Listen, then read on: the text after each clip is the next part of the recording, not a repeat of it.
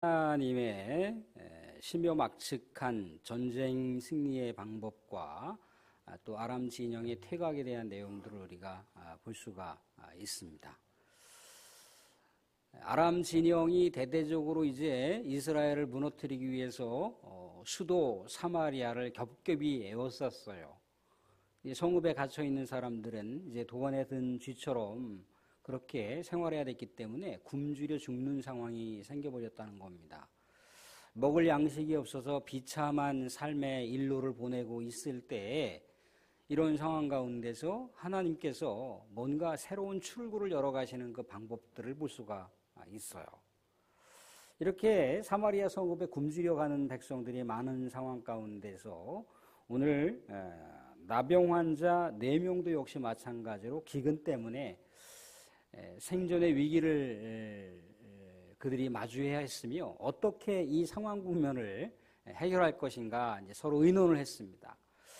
우리가 사마리아 지금 성으로 들어가 있지도 못한 상황이고 또 그렇다고 성 밖에 있어도 먹을 것이 없는 상황이고 어떻게 하면 좋겠는가 서로 이제 의견들을 나누는데 사마리아 성읍에 들어가도 먹을 것은 없는 것은 마찬가지니까 거길 간들 굶주려 죽을 것이고 또 사마리아 성읍과 좀 동떨어져 있는 자신들만이 거주하는 그 공간에 계속 있자니 그래도 양식이 없어서 굶어 죽을 것 같고 그러면 굶어 죽지 않을 수 있는 길은 한 길이 있는데 그 길은 아람 진영에 항복하는 길이라는 거예요.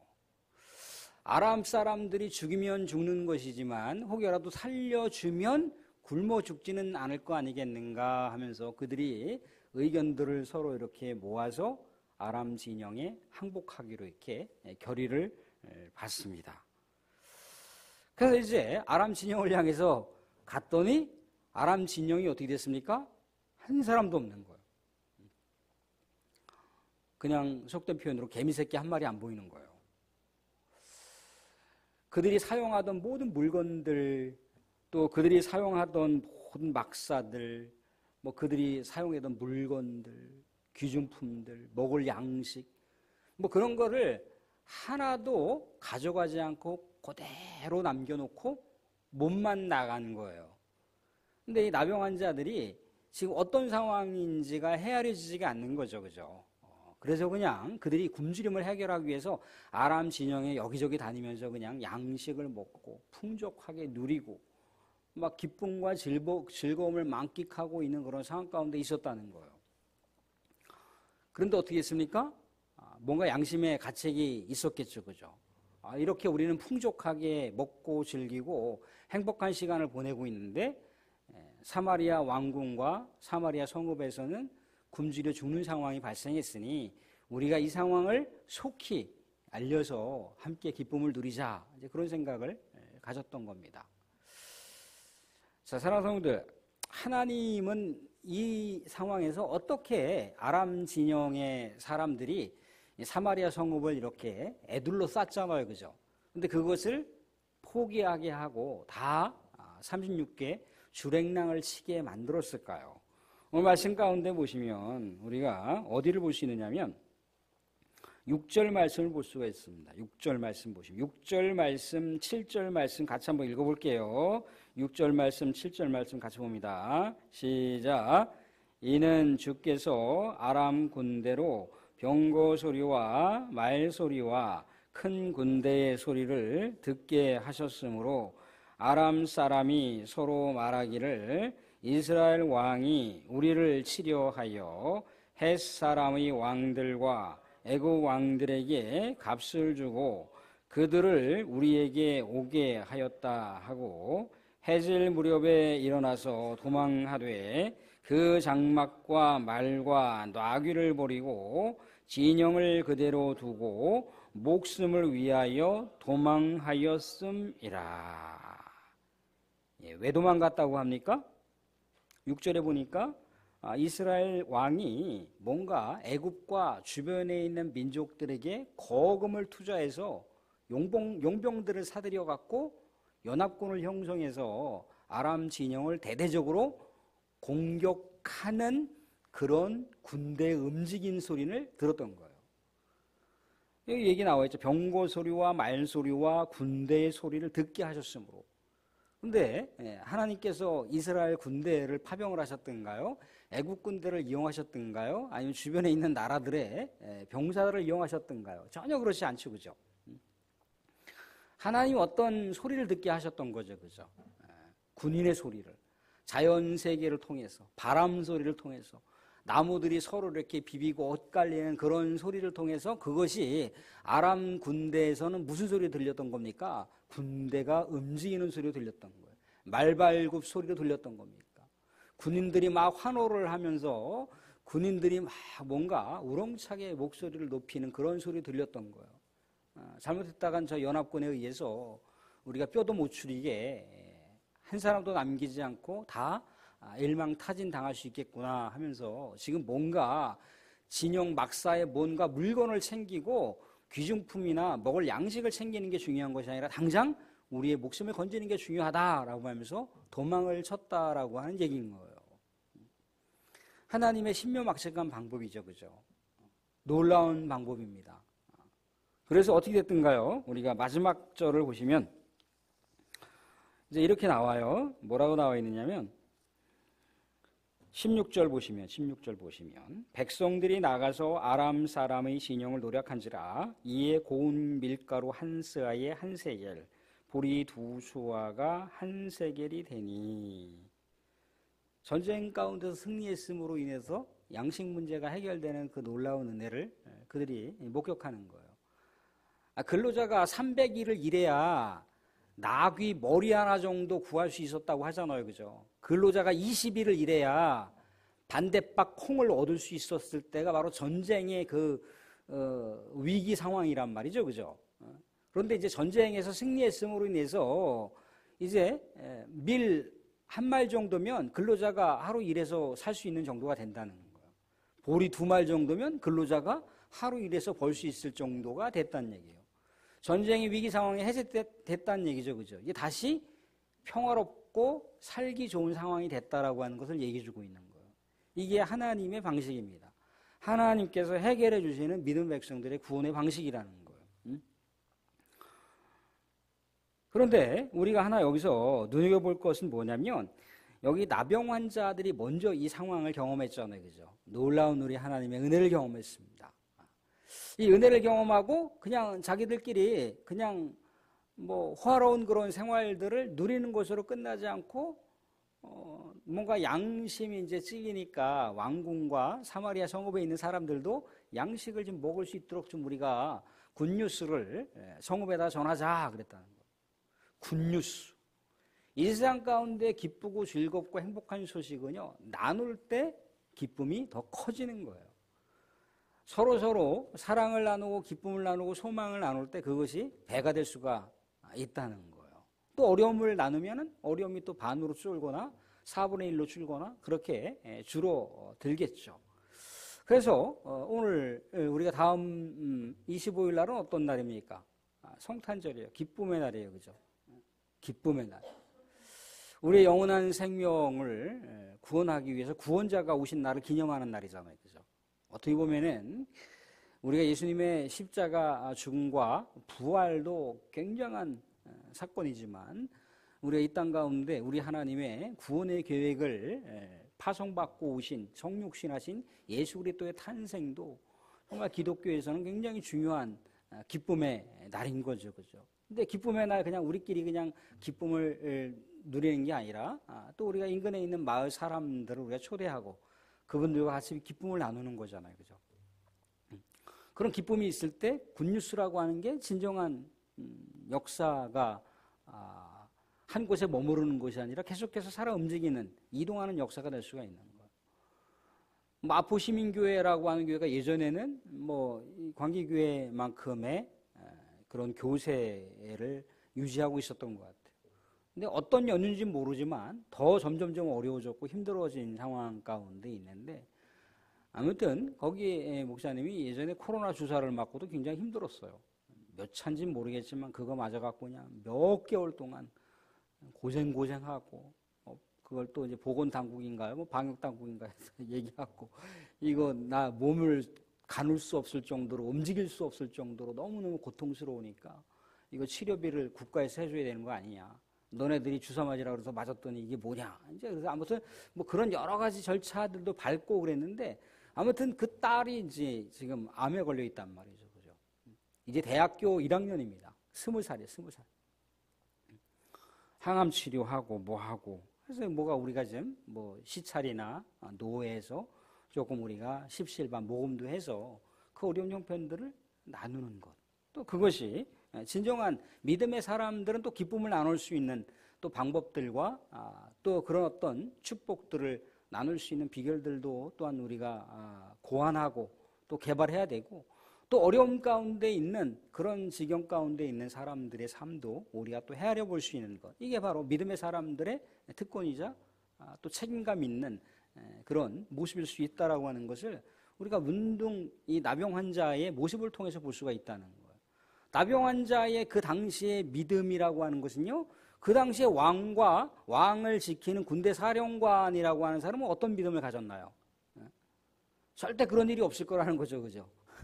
뭐 하늘이 열리고 무슨 기적과 같은 일이 일어나도 엘리사 당신이 말한 대로다가 어떻게 뭐 밀 한 마리에 보리 두 마리에 어떻게 근로자가 하루 품삯을 해서 살 수 있는 그런 날은 오지 않는다는 거예요.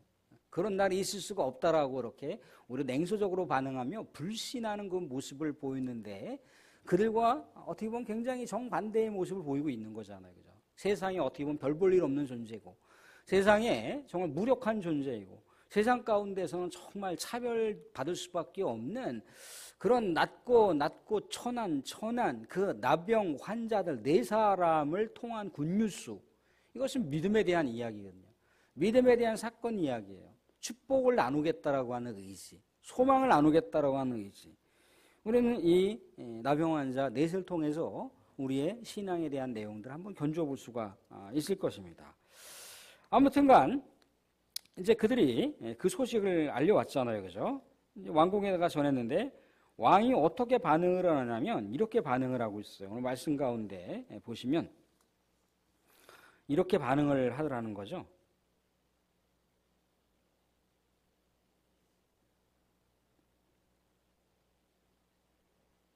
10절, 11절, 12절 말씀 중에 12절을 보시면 12절 말씀 한번 보겠습니다. 12절 같이 읽겠습니다. 같이 시작. 왕이 밤에 일어나 그의 신복들에게 이르되 아람 사람이 우리에게 행한 것을 내가 너희에게 알게 하노니 그들이 우리가 줄인 것을 알고 있으므로 그 진영을 떠나서 들에 매복하고 스스로 이르기를 그들이 성읍에서 나오거든 우리가 사로잡고 성읍에 들어가겠다 한 것이니라 하니. 무슨 얘기예요? 굿뉴스를 믿지는 못하겠다는 거죠, 그죠? 진짜 그렇게 아람 진영에 있는 사람들 군대가 도망간 게 아니고 그 성 근처에서 매복하고 있는 거야.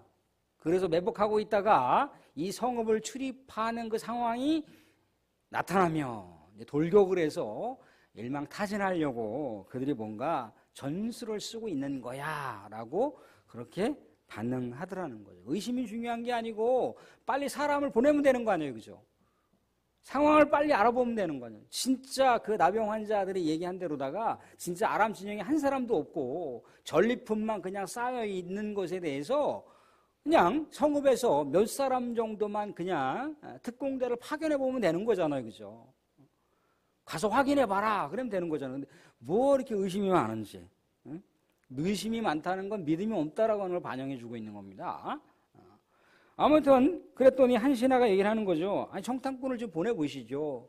그제서야 정탐꾼을 이제 파병해 보니까 요단에 도착해 봤습니다. 그랬더니 15절처럼 요단에 이른즉 아람 사람이 급히 도망하느라고 버린 의복과 병기가 길에 가득하더라.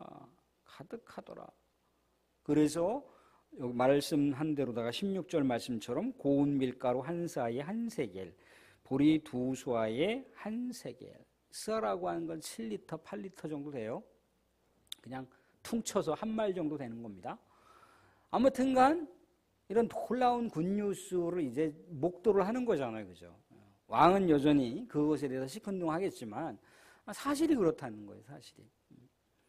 믿음 없이 반응하는 사람들에 대한 모습은 어떻습니까? 결국 그 믿음의 역사를 받아들이지 못하는 거죠. 그죠? 왕의 측근이었다라고 해주는 군사령관이 도저히 믿을 수 없다라고, 엘리사가 내일 이맘때쯤이면 좋은 소식이 이 사마리아 성읍에 있을 것이다라고 그렇게 얘기해 주는데, 아니 지금 얼마나 많은 시간을 기다려도 아무 감감무소식인데 무슨 내일이냐, 내일이라면 뭐 달라질 게 있느냐라고 얘기를 했더라는 거예요. 그죠? 근데 내일 달라진 거예요. 내일 달라져 버렸습니다. 그래서 결국은 어떻게 했던가요? 오늘 마지막 말씀 가운데 그렇게 나와 있던 거죠. 그죠? 19절 보시면, 그때 이 장관이 하나님의 사람에게 대답하여 이르되 여호와께서 하늘의 창을 내신들 어찌 이 일이 있으랴 하매 대답하기를 네가 내 눈으로 보리라 그러나 그것을 먹지는 못하리라 하였더니, 20절에 그의 장관에게 그대로 이루어졌으니 곧 백성이 성문에서 그를 밟음에 죽었더라. 엘리사가 뭐라고 그랬던가요? 내가 그 기적의 사건을 볼지는 몰라도 먹지는 못한다라고 했거든요. 죽는다라고 하는 걸 예고해 주는 겁니다. 성문에 사람들이 갑자기 막 쏟아져 나오니까 군대 장관이 왕의 명을 받들어서 그 백성들, 굶주린 백성들을 통제하려고 나가서 먹을 것을 구하겠다라고 생존의 상황 가운데 놓여 있는 그 백성들을 아주 봉쇄해 버리려고 하다가 어떻게 했습니까? 그 백성들의 발에 밟혀서 죽는 그런 상황이 생겼습니다. 그래서 결국 어땠습니까? 구원의 역사를 경험하는 자들이 있고 구원의 역사를 경험하지 못한 자들에 대한 모습을 우리가 말씀 가운데 보고 있습니다. 예전에 원나라 시절에 원나라가 이 고려를 멸망시켰잖아요. 그죠? 그래서 이제 이 원나라가, 저 몽골 나라가 이 고려하고 같이 연합을 해서 어디를 정보를 하려고 그랬습니까?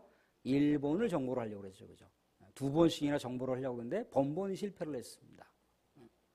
왜 그랬습니까? 엄청난 대군을 준비했어요. 한 번에 쓸어버리려고. 엄청난 배하고 엄청난 군대를 준비를 했어요. 2번도 아니고 한 번에 끝내버리려고. 근데 그때 바다에서 신풍이 불었어. 신풍. 까미가자라고 하는 신풍. 그래서 일본이 스스로 말하기를 우리는 신들이 지켜주는 나라라고 그랬단 말이죠. 그 당시에 원나라 몽골이라고 하는 건 정말 엄청난 제국이에요. 엄청난 제국. 오늘날의 아프리카보다 더, 아메리카보다 더한 그런 제국이었단 말이죠. 무시무시한 제국이었는데 하나님이 잠재워 버리셨다. 하나님이 태풍을 한번 쓸어버리니까 끝나버리더라는 거예요. 그래서 그걸 가지고 일본 제국이 뭐예요? 교만하게 2차 세계대전 때 가미카제라고 하는 특공대를 조직을 해서 비행기에다 폭탄 실어갖고 그냥 갖다 때려 부시는 그런 일을 했잖아요. 그죠? 아무튼 심요막측한 하나님의 방법. 여호수아의 일대기를 보세요. 어떻게 보면 시대가 달랐어요. 이스라엘 백성들이 사용하고 있는 무기하고 가나안 백성들이 사용하고 있는 무기하고 시대가 달랐다고요. 그런데도 불구하고 어떻게 했던가요? 가나안 전쟁 정복에서 이스라엘 백성들의 손을 우리 하나님께서 들어줬잖아요. 그래서 놀라운 심요막측한 방법으로 하나님 백성들을 이해하셨다는 거예요. 여기 사마리아 백성들의 뭔가 그들이 어떤 전쟁의 전법을 구사했습니까? 아니면 뭔가 용병을 파병했습니까? 아니면 군대를 대대적으로 조직을 해서 싸웠던가요? 아니요, 싸우지도 않았어요. 그죠? 근데 하나님께서 아람 진영에게 군대 소리, 말발굽 소리, 이상한 소리, 두려운 소리, 그런 소리를 듣게 하셔서 이스라엘 백성들을 구원해 주시는 놀라운 은혜의 사건들을 경험하더라는 거죠. 그런데 그 소식을 또 나병 환자들을 통해서 굿뉴스를 전해오는 모습. 이게 우리 하나님의 그 오묘하신 우리의 그 상상을 초월하는 그 능력을 갖고 계신 분이 하나님이라는 거죠. 사실 구약에 대한 이야기는 이런 여러 가지 그 놀라운 이적에 대한 이야기들이 무궁무진하게 많이 나와요. 그죠? 근데 그 이야기들은 결국 뭘 얘기하려고 하는 건가요? 기적의 사건들은 뭘 얘기하려고 하는 거죠? 하나님께서 하나님의 백성들을 이렇게 지키신다라고 하는 것을 표식적으로 드러내 주신 거예요. 이적 사건이 목적이 아니고, 하나님의 백성을 이적 사건을 통해서도 구원하실 수 있고, 아니 꼭 우리가 이적을 경험하지 않더라도 우리가 예수 그리스도를 믿으면 구원받는다라고 하는 것, 그 하나의 진리가 우리의 이 심령에 새겨져 있잖아요. 그죠? 하나님의 백성들은 하나님께서 책임지시고 구원하신다라고 하는 것을 보여주고 있습니다. 다만 여기서 우리가 어떻게 반응을 해야 되느냐?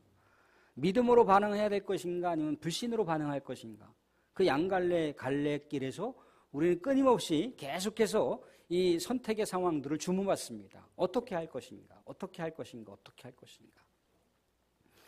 그럴 때 우리는 이 왕이나 그 당시에 군대 장관이나 또 그 당시의 신하들처럼 믿음 없이 불신으로 반응하는, 의심으로 반응하는 그런 모습이 아니라, 우리 하나님의 구원의 역사, 우리 예수 그리스도를 믿는 믿음의 역사를 늘 언제나 우리가 신뢰하면서 우리가 또한 믿음으로 반응하면서 나아가는 것, 그게 믿는 백성들의 진정한 신실한 믿음의 화답이라고 하는 것을 우리가 생각해 볼 수가 있다는 겁니다. 또 하나, 좋은 것, 행복한 것, 그것을 어떻게 해요? 나눌 수 있어야 된다는 거죠. 나눌 수 있어야 돼요. 나눔을 통해서 진정한 복을 더 생각해 볼 수가 있습니다. 받는 것보다 사도 바울이 뭐라고 합니까? 주는 것이 복되도다라고 얘기하고 있어요. 복되도다. 복되도다. 국가로부터 얼마를 받는 것, 그게 중요한 게 아니에요. 우리가 국가를 위해서 뭔가를 할 수 있다라고 하는, 그게 중요한 그게. 연세가 지긋하신 분들 국가에서 이렇게 저렇게 해서 뭐 아무튼 복지적인 차원에서 혜택을 받는 것, 그것은 뭐 자연스러울 수 있어요. 근데 그것이 아니어도 뭔가 국가를 위해서 우리가 헌신할 수 있다라고 하는 삶을 살면 그게 얼마나 더 아름다운 것이고 얼마나 더 복된 삶입니까? 이것도 복된 거지만 더 복된 삶이 있다는 거예요. 그죠? 나눌 수 있는 복. 결국 다 그래봐야 우리 후세대들이 짊어져야 될 빚이지만 아무튼 그렇다는 겁니다. 나눔에 대한 복, 교제에 대한 복, 그것을 우리가 오늘 말씀 가운데 생각해 볼 수가 있습니다. 정돈하자면 그렇습니다. 하나님은 우리 믿음의 백성들을 정말 끝까지 보살피고 책임지시고 정말 눈동자같이 지키시기 위해서 늘 언제나 어떻게 하신다는 겁니까? 끝까지 우리 인생을 책임지신다는 거예요. 끝까지 어떤 모습을 통해서든지, 이적을 통해서든지, 기적이 아닌 것을 통해서든지, 어떠한 눈에 보이는 것을 통해서든지, 눈에 보이지 않는 것을 통해든지 믿음의 백성들을 끝까지 책임지신다. 그래서 우리가 어떻게 반응해야 된다는 겁니까? 믿음으로 반응해야 된다라고 하는 것이고, 믿음의 백성들에게 주어지는 충만한 것을 믿음의 백성들은 쌓아놓는 것에 우리가 우리 인생을 목적을 둘 것이 아니라 이 쌓아놓는 것을 하늘로다가 자꾸 이동시켜야 돼요. 하늘로 이동시킨다는 건 뭡니까? 이 세상에 후미지고 어둡고 고통스러운 곳에 우리가 분효해 주는 거예요. 분효해 주면 그게 다 하늘에 쌓일 수가 있다는 겁니다. 그게 믿음의 백성들의 진정한 나눔이라고 하는 것을 우리가 생각해 볼 수가 있습니다. 이런 멋진 신실한 믿음의 백성이 될 수 있기를 주님의 이름으로 축원드립니다.